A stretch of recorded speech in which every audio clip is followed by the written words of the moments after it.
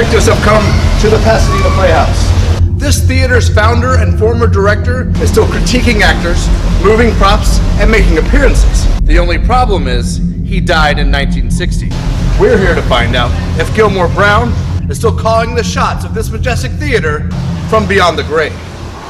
Every year, there's 6,000 sightings of Bigfoot, and not just Bigfoot, but Yetis, skunk apes, and Sasquatch. Every year, there's 12,000 sightings of ghosts. That's people who have died and being seen where they shouldn't be. Every year, there's 80,000 sightings of UFOs. That's unidentified flying objects and alien abductions. That's 98,000 sightings of the paranormal. If half are fake and half are misidentification, that's still 24,500 sightings of unexplained paranormal phenomena. These are the cases that we are going to investigate. I thought I heard footsteps coming at me from the front.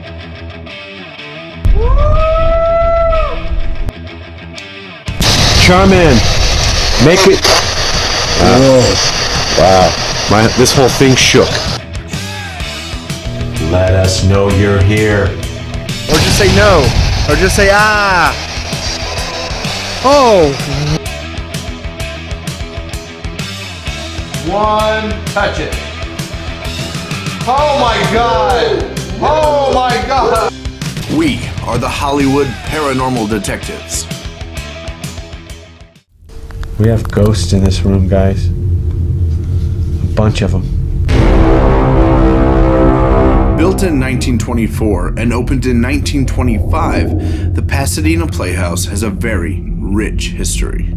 And to quote from the Pasadena Playhouse info itself, it all began in 1916 when Gilmore Brown, an experienced actor-producer with a strong interest in community theater, was invited by a prominent social leader to start a theater in Pasadena.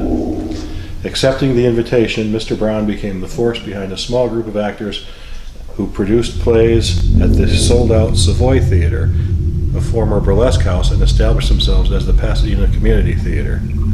By 1923, Mr. Brown had already established the Playhouse's reputation for fine theater productions. When the Savoy was condemned by the city's fire department, concerned members of the community waged an ambitious campaign to raise funds for a building worthy of the city of Pasadena. And here we are. The Pasadena Playhouse is one of the most haunted places in Pasadena. This building's founder and former director, Gilmore Brown, is the main spirit that haunts this majestic theater, and it is a huge location. So if you see me in a black suit and then in a white shirt, know that this was a 2-night investigation. The Playhouse is a huge location with many paranormal hotspots, so we wanted to make sure we could hit every location and get maximum evidence gathered. We're in the green room, where all the dressing rooms are, access to the orchestra pit. Room 1, no activity. Room 2, an employee was sleeping on the couch. She thought she was woken up by a little boy and saw them walk into room 2. Room 3 is where I had sort of an experience when we were here last time. I was standing right here, out of the corner of my eye. It's like I saw a figure move forward and move back. It was like they were made of balloons, like a white bubbly substance or something. But I saw the figure coming back out of my peripheral.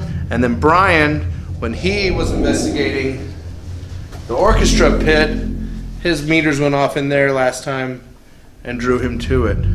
Orchestra pit door. People were in here doing an investigation. Heavy door, slammed by itself, which that is really hard to do. Room 4, actors are known to fight in this room. There are crystals up in the air conditioning area. Room 5, no activity. And room 6 is a negative feeling or negative presence. To the spirits of this playhouse, there is no privacy. No location is sacred. So we're in the men's shower, and a lot of people have talked about this room's got a creepy feeling like they're being watched. And And somebody was taking a shower once, and they said they could feel fingers going through their hair.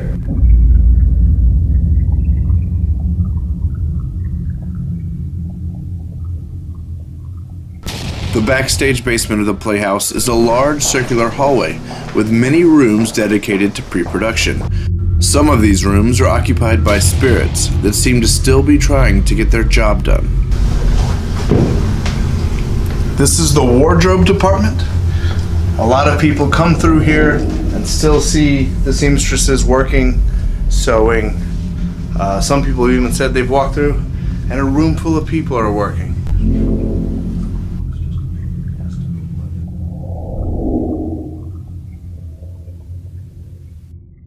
The Pasadena Playhouse is a huge location with many paranormal hotspots.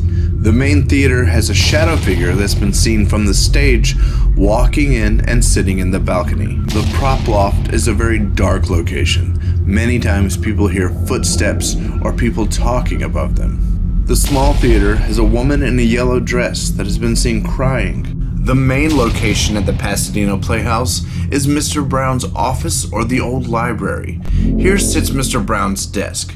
Mr. Brown is known to be offended at people moving things on his desk or sitting in his desk. People who have done so have even received scratches. But Mr. Brown is not the only spirit that haunts here.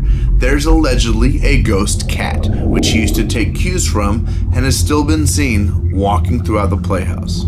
So one of the reports here is of a ghost cat. The cat is believed to be the cat that belonged to the owner, Mr. Brown. So we're going to do a little experiment here where I'm going to put down this piece of black paper. I'm going to put this cat toy in the center, and I'm going to sprinkle some powder. And we'll see if a cat walks through here.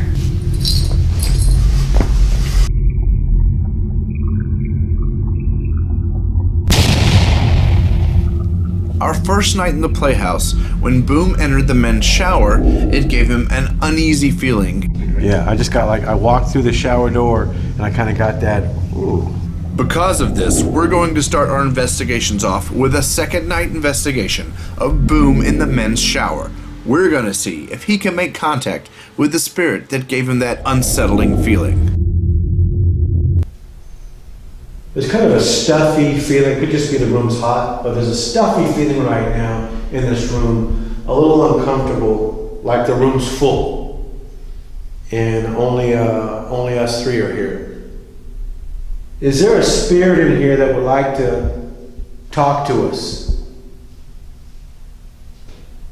Give us a message. We've got this little meter here. You can tell us your name. We're looking for the spirit that likes to touch people's hair. We know when people take showers, you like to touch their hair and help them shower. Would that spirit come forth? Ah, you want to give us a hug? Hug. Yes, please. Come hug me. Let me feel you. We know you like to touch people's hair. You can hug me. I'm Boom. Touch this light, let us know you're here. We feel something. Are you lonely? Do you like this room? You like to hug people?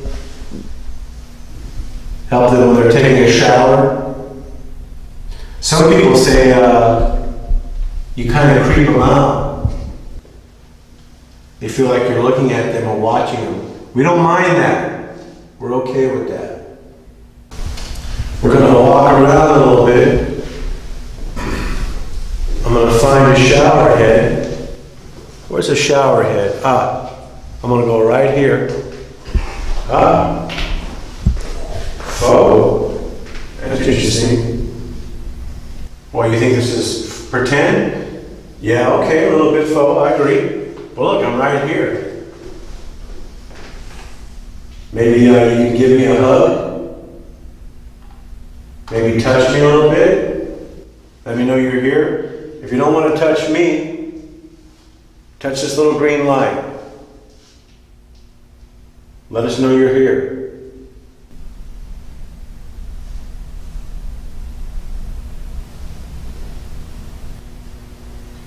Is that you like to help people wash up? Scent? Are you saying scent? You like the smell of shampoo? Interesting. Yeah, some shampoo smells really good. I get it. So we know you like to help people. Now 15. 15. Huh. Any clue, guys, on 15? Were you 15 years old when you died? Yeah, give me a second, guys. I just saw something behind me. I usually don't see, you guys always see things. Let me just get my composure. I just saw something right here, like this white thing. Come this way. I never see anything like that. Kind of freaked me out. Saw it right in front of you? No, I was over here looking at 15, listening to Brian. In the corner of my eye, I just saw like a white shape go Just back. like what I saw in the dressing room. In a sense, yeah. And it went towards you, Steve, when you were over there. Totally threw me off. Whoa. That's That's the same thing from the dressing room. Glance. Yes. Okay. We know you're here with us. I just gotta chill. Me too. I glanced over here and you took off. And now you're telling me glance. Okay, so we know you're here. We feel you.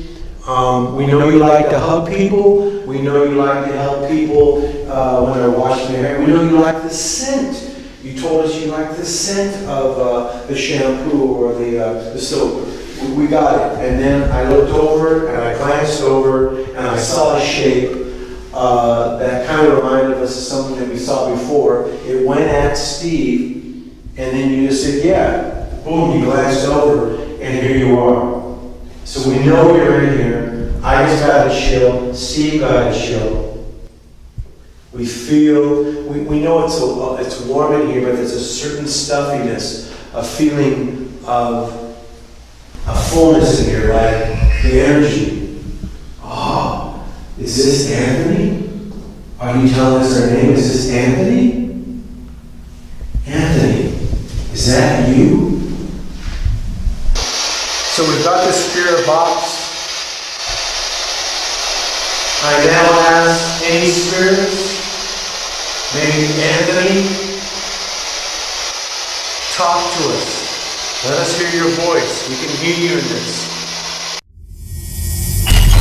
We now move to a first night investigation. Brian started out in the orchestra pit, and then devices and activity drew him into dressing room number 3, where he makes absolute contact with 2 distinct spirits. This is one of the most active investigations we have ever caught on camera. All right, I'm here in the orchestra pit of the Pasadena Playhouse. There have been reports of a very evil-feeling presence in here, and let's see what happens. I'm going to do a spirit box session.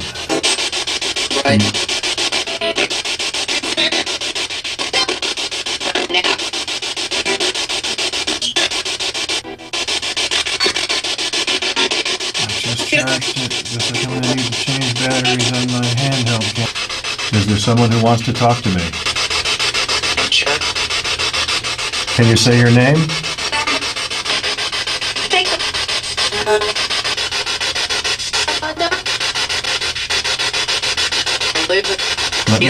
Let me introduce myself. My name's Brian.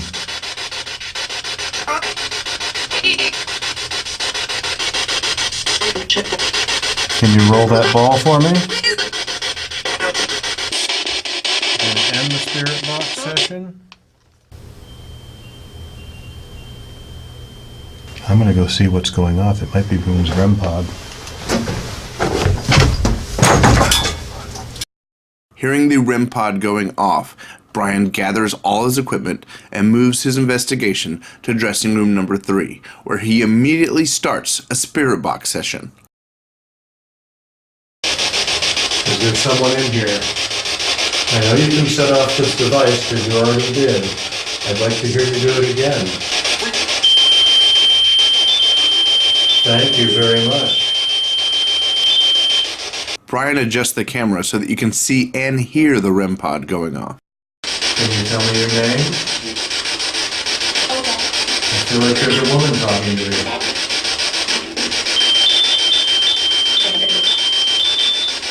At this point, Boom and I return and join Brian in dressing room 3. I keep hearing a woman. It's the same woman's voice. Are you a female? I'm a man. That's it. I'm a man. Sure did. Yep. So I put this device in front of this mirror, knowing that some of you use this mirror to come in and out of your world to our world. My chair is moving. Our cameras don't pick up any orbs the entire night, and the only one we pick up is an orb that moves between Boom and Brian, just as Boom says, my chair moved. Did you move the chairs?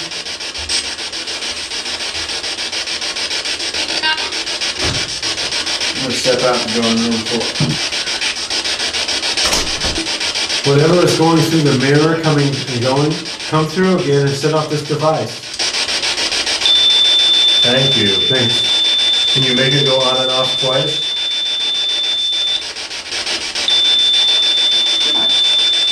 Thank you very much.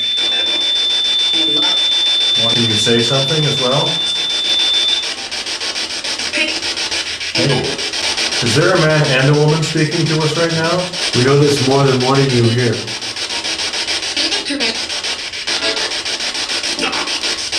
Do you like this room? Always. No?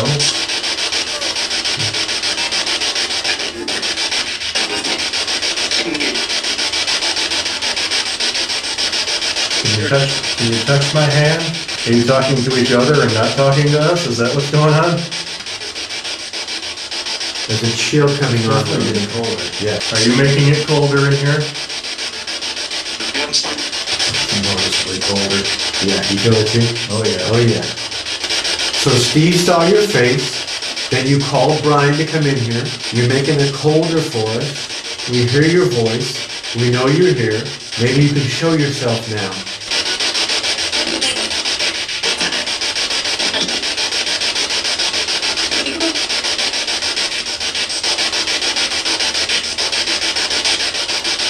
Are you still here with us?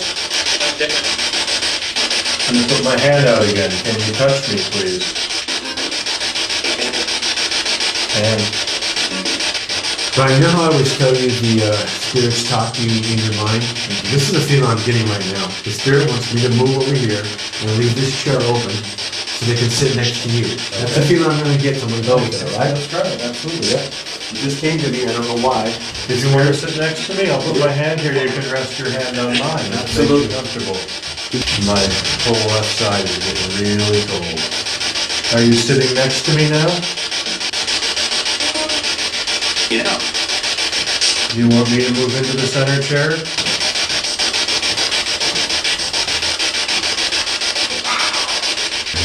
It literally felt like the chair is like creaking.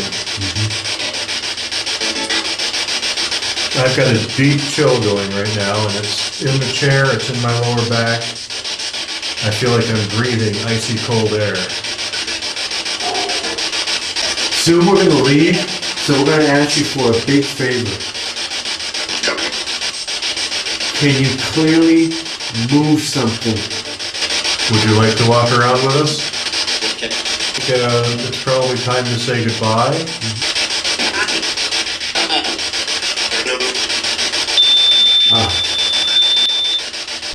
Absolute contact with the male and female spirit, some of the best evidence we have ever gathered.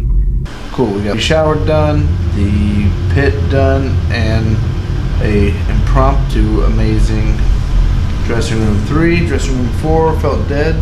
It sounded like a lot of activity. Yeah. Well, I could hear that like y'all would ask a question in the cadence that a real person would answer. It would answer you, and just like having a conversation. Let's all team up and go hit that sewing room. See if we can interrupt these ladies.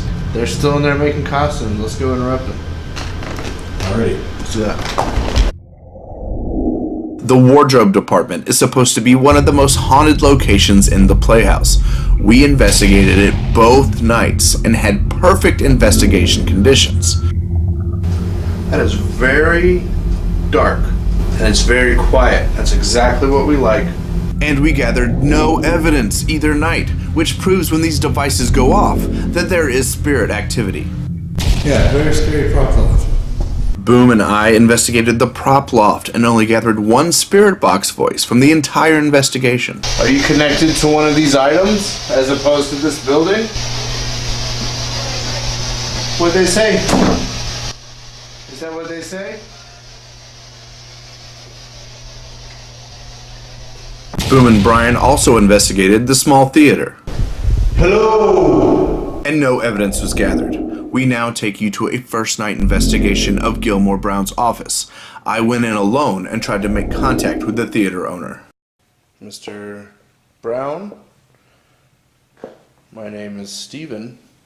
Are you touching the back of my hair? It's a pleasure to meet you, sir. I've heard you like people to be polite. We've set up toys for your cat. I know at one point this room was your office. We'll start with Ovilus. Going to set this on your desk, if that is all right. May I sit at your desk? Enough. Are you saying that's enough?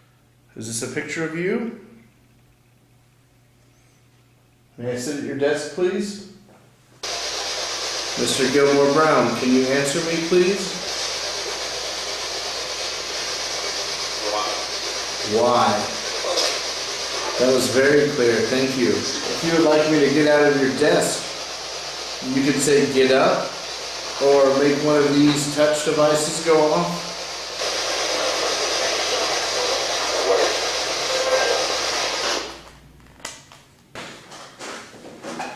I'll get out of your chair. We now take you to a second night investigation of Gilmore Brown's office and library. We're becoming known for doing interesting investigation techniques and doing crazy experiments to try to make spirit contact. And tonight is no different. But now, we're not trying to make contact with Gilmore Brown. We're trying to make contact with his four-legged friend. Well, I've been told that there is a cat, a haunted cat around here, and we want to provoke it. And this has got some kitten sounds, some angry cat sounds, some cat calling sounds. We've got over here mice use on glow tape, so when we hit the lights, we'll be able to see in the dark if anything gets moved or touched.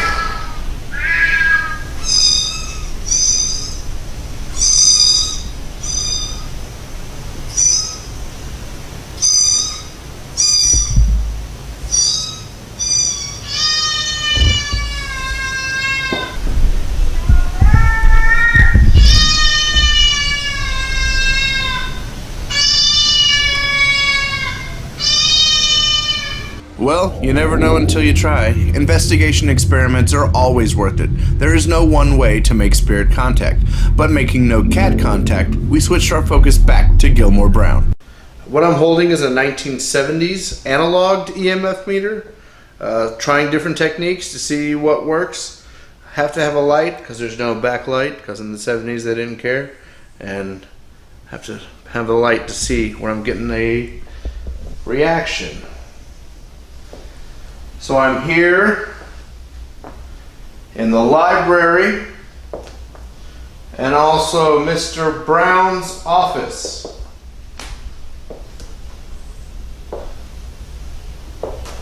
Mr. Brown, are you in the Playhouse tonight?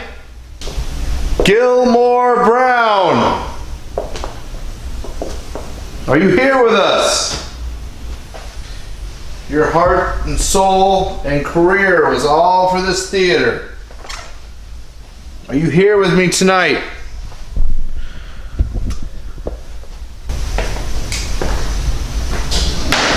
Oculus?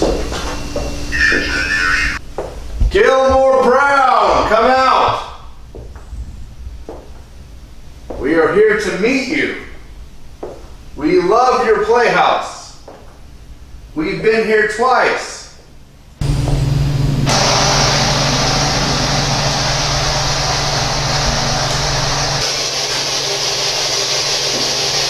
Can I sit at your desk? Go ahead. You say go ahead?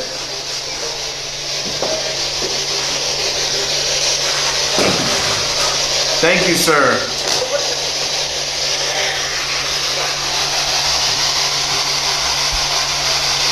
Do you like me at your desk? Gilmore Brown, am I at your desk?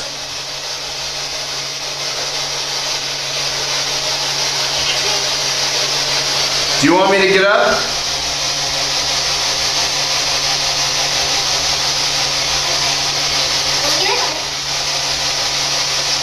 Wow. That was a child. Are you the little boy from the green room that the sleeping girl saw? Heart. Very clear and louder than the static. You notice that? Was that you, Gilmore Brown? It was. Gilmore.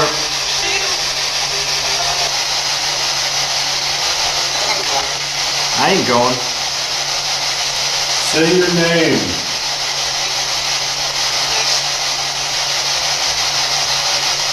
Can you say Brown? Brown. Gilmore? Is that Brown and then Gilmore? That's what it sounded like.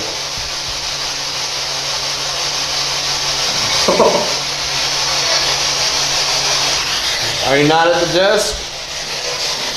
Think.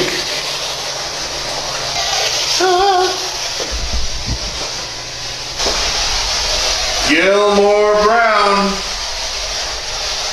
where are you?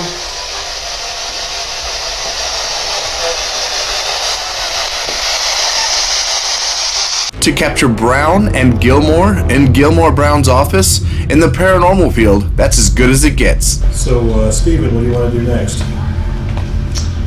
Well, I know. Boom. Go sit in the audience. We got a surprise for you. Oh, wow. Brian, you know. Oh, God. Oh, this is going to be good. This is going to be good. In recent years, the spirit of Gilmore Brown lets his presence be known when someone on stage misreads a line or does a bad performance. So what better way to make contact with Gilmore Brown would be than to give a bad performance on his stage in his Playhouse.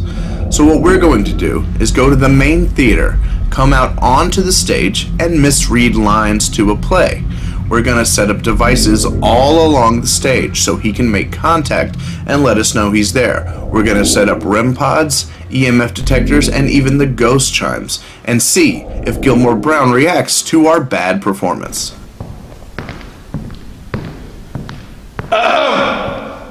Tonight, a one-act play for Mr. Gilmore Brown.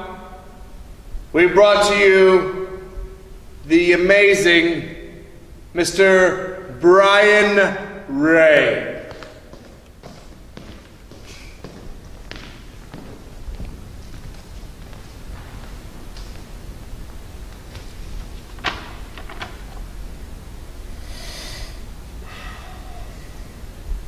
To be or not to be? That is the question. Whether 'tis nobler in the mind to suffer the slings and arrows of outrageous fortune, or take arms against a sea of troubles, and by opposing them to die, to sleep? No more, and by a yikes, and by a sleep to say we end the heartache and the thousand I'm doing horribly and the thousand natural shocks that flesh is heir to. 'Tis a consumption devoutly to be wished, to die, to sleep perhaps, perchance to dream. There's the rub, for in that sleep of death, what dreams may come, when we have shuffled off this mortal coil, to grunt and sweat under a weary life, but that the dread of something after death, the undiscovered country from whose bourne no traveler returns, puzzles the will and makes us rather bear those ills we have than fly to others that we know not of. Thus conscience does make cowards of us all, and thus the native hue of resolution is sicklied, or with the pale cast of thought. Here endeth the reading.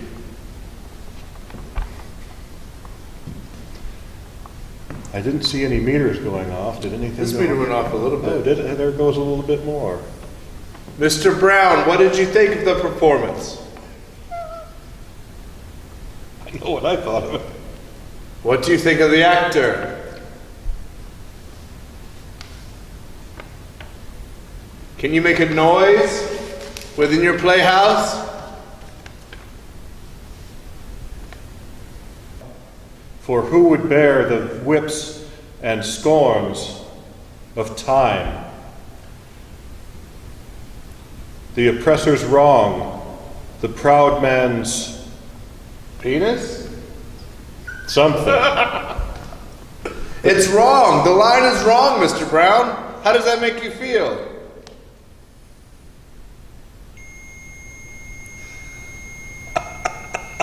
Excellent. Absolutely. To be or not to be, that is the question.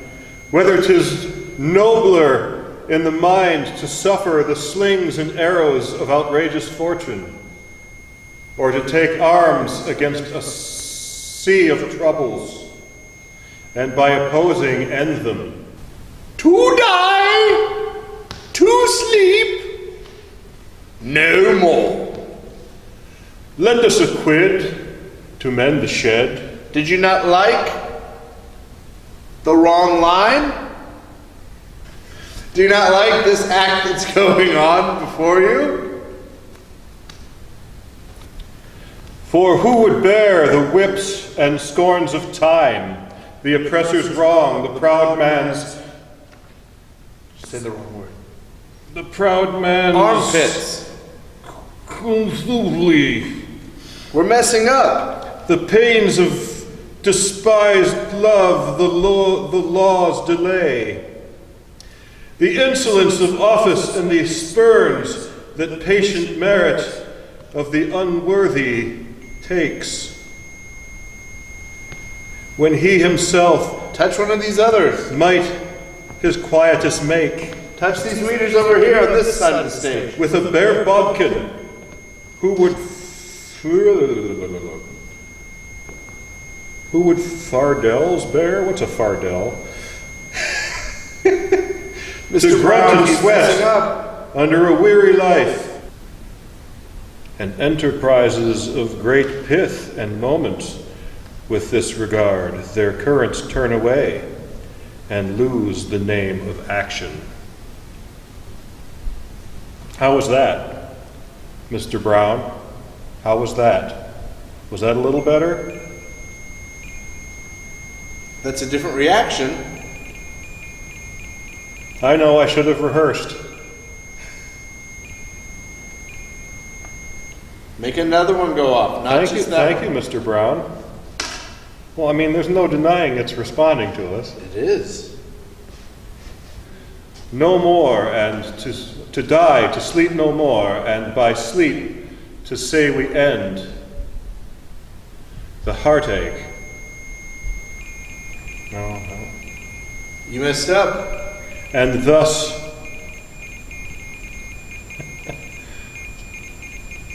and the 1,000 natural shocks that flesh is heir to. 'Tis a consumption, devoutly to be wished, to die, to sleep perchance to dream. Aye, there's the rub, for in that sleep of death what dreams may come. When we have shuffled off this mortal coil, must give us pause. There's the respect that makes certainty of so long life.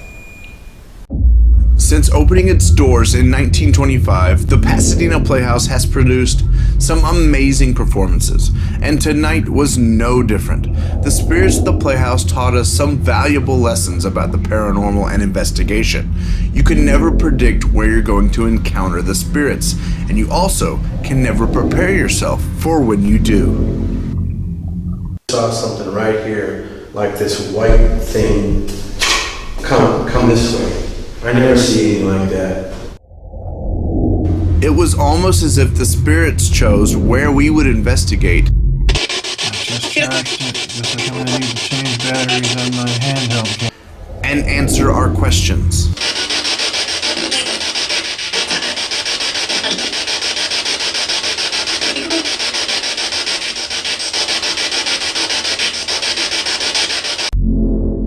At first, Gilmore Brown seemed very apprehensive to make contact with us. Mr. Gilmore Brown, can you answer me, please? Why? That was very clear, thank you. But he finally let his presence be known. Can you say Brown? Brown? Gilmore? And we would like to think we had some fun with him and gave him a good performance. It's wrong. The line is wrong, Mr. Brown. How does that make you feel? Excellent. Absolutely. Mr. Brown, how was that? Was that a little better? That's a different reaction. Thank you, Mr. Brown, and thank you to the Pasadena Playhouse. Thank you for watching Episode 6 of Hollywood Paranormal Detectives. We have some huge investigations coming up to finish out Season 1, including the Goldfield Hotel, and we go on a MUFON field investigation. Please subscribe to our YouTube page and follow us on all social media outlets, and email us with any questions you might have. And as always, like, follow, share, spread the word about our show, and help us keep growing. Thank you. So we are in the green room. Green room has all the dressing rooms. Also has access to the orchestra pit. Dressing room 2. Let's take that again. That door just opened. I'm sure it just does that. How tight had you closed it? Exactly the same way. Wow, we got it, so. Holy